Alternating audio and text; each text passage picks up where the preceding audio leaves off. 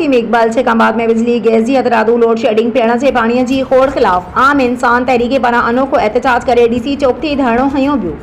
शेखाबाद में बिजली गैस जी load shedding ऐं पीअण जे पाणीअ जी खोड़ ख़िलाफ़ आबिद सिंधी इल्ताफ़ मीरानी इंसानी दोस्त वेलफेयर सोसाइटी सदर बाबर अली सुमरो अब्दुल रज़ाक मोहम्मद अकरम सुमरो SUP अगवान फिदा लखन साजिद रिन जायद सोलंगी बेन जी अगवाणी में डी चौक ते अनोखो एहतजाज करे धरणो हयो वियो। शेखाबाद एशिया जो गरम तरीन शहर मां आहे जिते गर्मी पिद 52 सेंटीग्रेड पिद रिकॉर्ड किया वेंदो आहे। उन शहर में हथरादू बिजली जी लोड शेडिंग सरासर ज़ाती आहे। शहर अंदर बिजली बंद थी थिए त गैस ऐं मोबाइल जा नेटवर्क पाणे बंद थी वञनि था।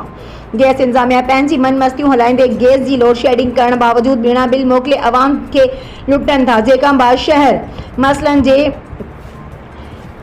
मसलस्तान बणिजी वियो आहे। USAID तरफ़ां पीअण जे पाणीअ जी स्कीम ॾिनी वई, हू बि तबाह आहे। हिकु ॾींहुं पाणी अचे त थो वरी 20 ॾींहं पाणी कोन आहे। करप्ट कामोरा यज़ीदी किरदार अदा करे शहरियुनि खे पीअण जे मिठे पाणी खां महरूम रखियो आहे।